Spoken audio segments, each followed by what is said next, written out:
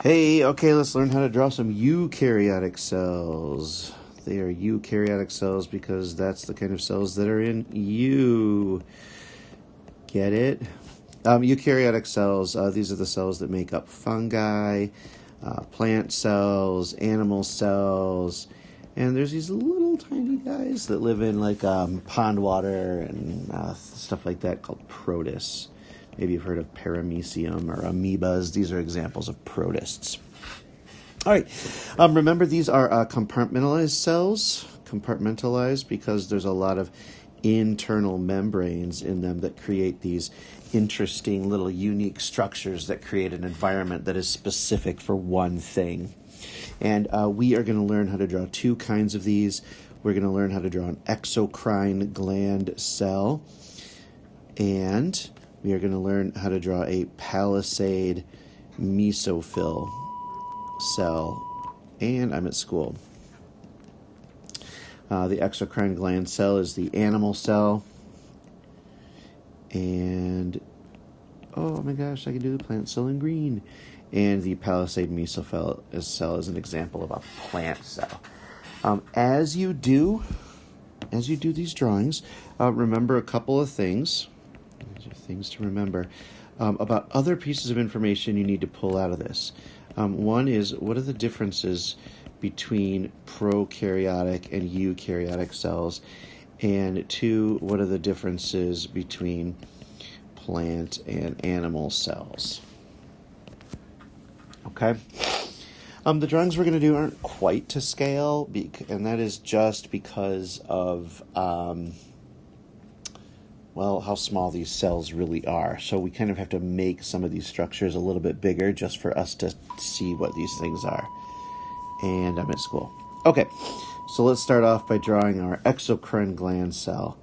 Exocrine gland cell is just kind of a big shape here. The whole purpose of it is to make tons and tons and tons of proteins because these things are going to be secreted out of the cell. We're going to start off by drawing a nucleus. And this nucleus should have two membranes on it, which is why I'm drawing these little loops here. An inner and an outer membrane. It helps to protect the DNA that is inside the nucleus. But there should also be breaks in the wall because the nucleus is full of pores. P-O-R-E-S. Okay, so let's start doing some labeling. These are the nuclear pores, and those are just places for stuff to travel in and out of the nucleus. And this whole structure right here is the nucleus. And the outside here is what we call the nuclear membrane. All of those are a part of the nucleus. Okay, next part. Connected to the nucleus is going to be a system of tubes. A system of tubes, and you're going to kind of draw them. They don't have to be exactly like this, but number one, I should be able to trace my pencil through them as I'm grading them, and number two, there should be a bunch of them. This is pretty good right here, and we are going to draw a whole bunch of little dots all over half of these. Okay, don't draw them on one end. So notice how I'm drawing them all on the left end here. Only draw them on one end of this, so leave the other one blank. Okay. These tubes right here are called the RER. And these empty tubes over here are called the SER. They're not empty, they just don't have those dots on them. So what are those dots? The dots are ribosomes. Now, we need to write the function of ribosomes down here, so I'm going to star this, okay? A ribosome, really easy function. It just builds proteins.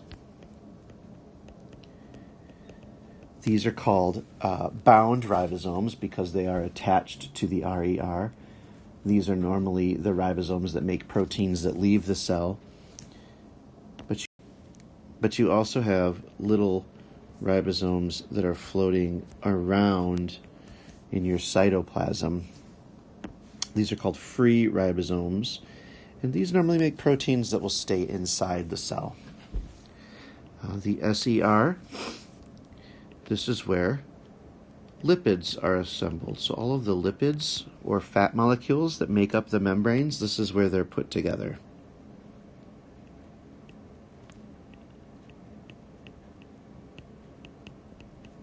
Okay. There's our first part right there.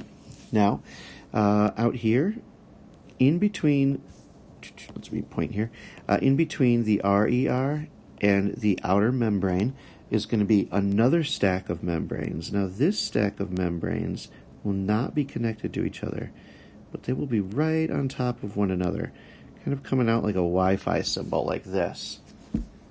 This is called the Golgi body, or the Golgi complex, or the Golgi apparatus. I'm going to call it the Golgi body. As long as it starts with Golgi, that's what it is. The Golgi body modifies, labels, and packages up proteins that will leave the cell.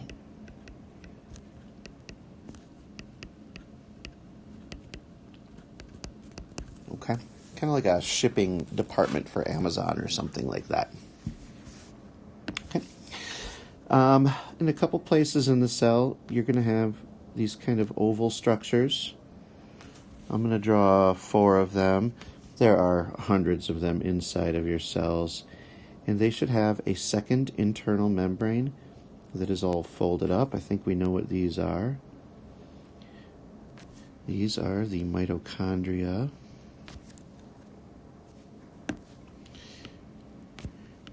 And the mitochondria, don't say it, the mitochondria, this is where ATP is produced. And the cell uses ATP as energy. All right. Also floating around the cell are going to be these little structures, and I'm just going to draw a couple dots inside of them. And we can draw them kind of all over the place. These things are everywhere in your cell. They're really helpful. These little guys are structures called lysosomes. We'll star those again because we're going to need to write down the function of those things. And these lysosomes contain digestive enzymes,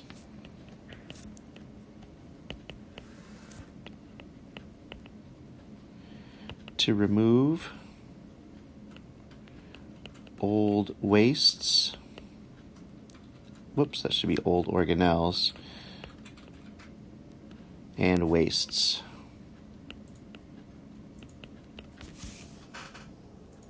Okay. Also interspersed in your cell should be little circles of membranes. Don't put any dots in them though, and they should be traveling from the RER to the Golgi, and from the Golgi to the cell membrane. And these are called vesicles. And these vesicles are just membranes wrapped around a substance. That could be the protein that the exocrine gland cell made, or that could be some sort of waste that needs to be gotten rid of. But they're membranes wrapped around a substance for transport.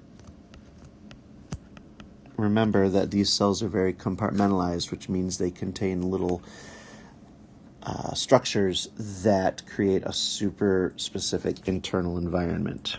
And so sometimes to transport something around the cell, you might expose it to some dangerous conditions, so you have to protect it in a vesicle. Finally, we have out here, this is the cell membrane. It's the same kind of membrane as all of these other membranes inside of the cell, but this one is designed, let's give that a star, for protection of the cell, and it allows specific substances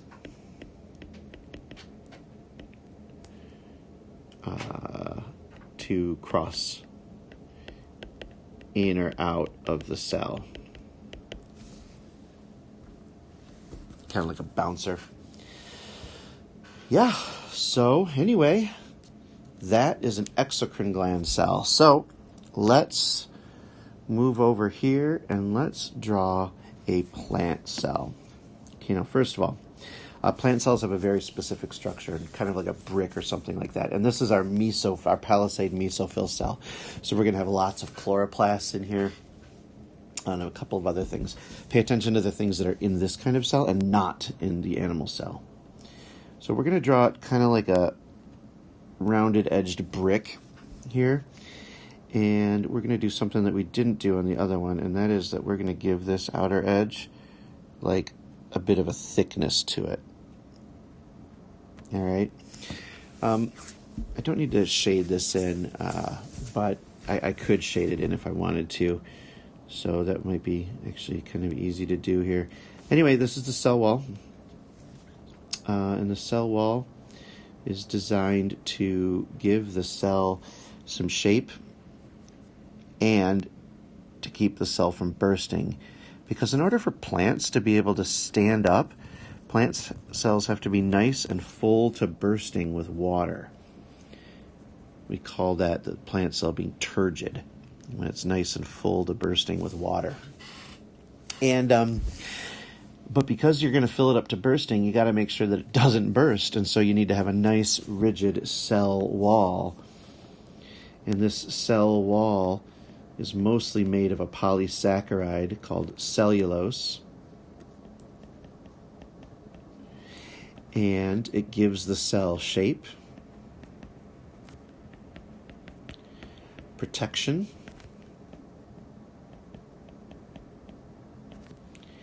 and keeps it from bursting due to the high water pressure. Okay. So that's the cell wall. On the inside of the cell wall is going to be the membrane, the cell membrane. It's hard for me to draw like right on it, but they are kind of attached to each other. Oh, I just don't want to cross over it here. This is the cell membrane, and it has the same exact function as the cell membrane from the exocrine gland cell or the animal cell. So you might want to pause the video really quick and write that function down. You're going to have to write it on the quiz if you get this quiz. That's the cell membrane. All right. The plant cell also has a nucleus because it is a eukaryotic cell. We're going to draw the nucleus the same as our animal cell. We're going to draw it by drawing 2 layers of membranes, and we're going to make some pores in there as well. So we have our nucleus,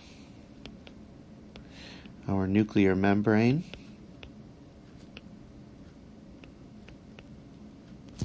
and our nuclear pores.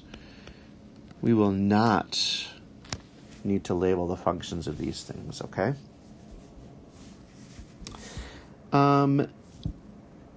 Plant cells also have something really interesting. They have a big, gigantic structure in them.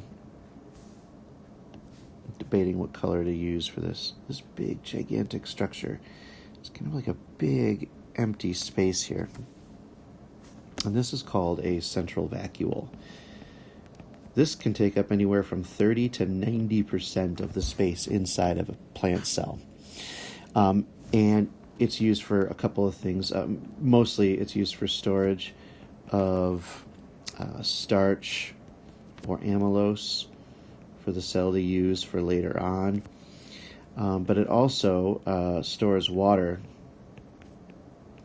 to create that turgor pressure. Remember how I referred to like a plant cell as being like full to bursting with water, and we refer to a nice full plant cell as being turgid.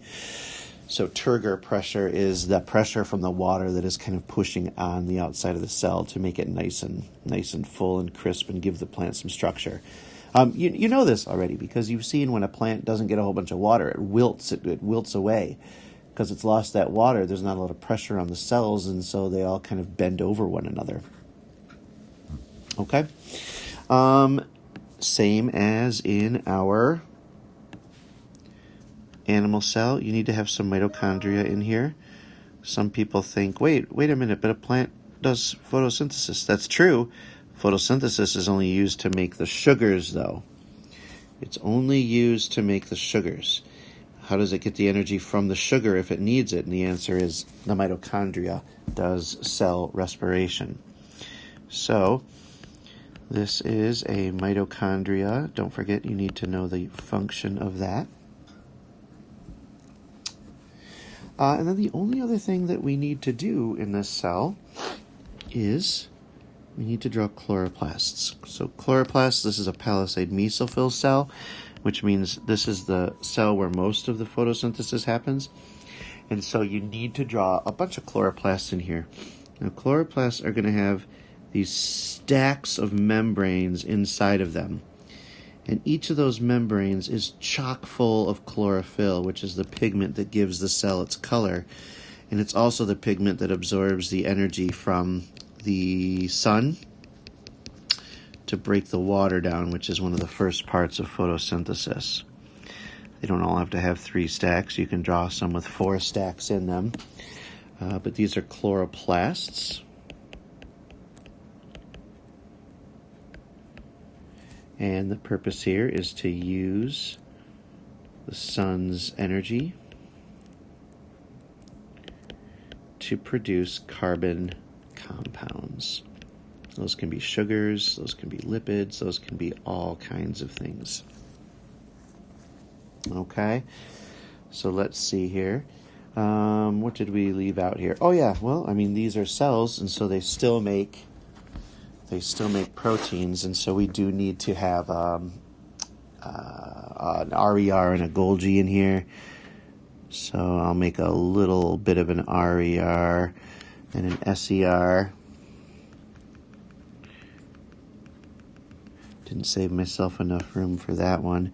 And we'll also make a little Golgi here. Okay. So let's see, here's our Golgi. Remember, it could be called the Golgi body, or the Golgi complex, or the Golgi apparatus. They're all the same thing. We have an SER over here. You need to know the function of. We have ribosomes right here that you need to know the function of. And we also have the RER, which is just the tubes that the ribosomes sit on. Okay, so remember, your quiz is either going to have a prokaryote or a eukaryote on it. And if it's a eukaryote, it might be the palisade mesophyll cell, it might be the exocrine gland cell. But you need to not just be able to draw it and label the parts, but for those starred ones, you need to also be able to label the functions as well. All right, that's it.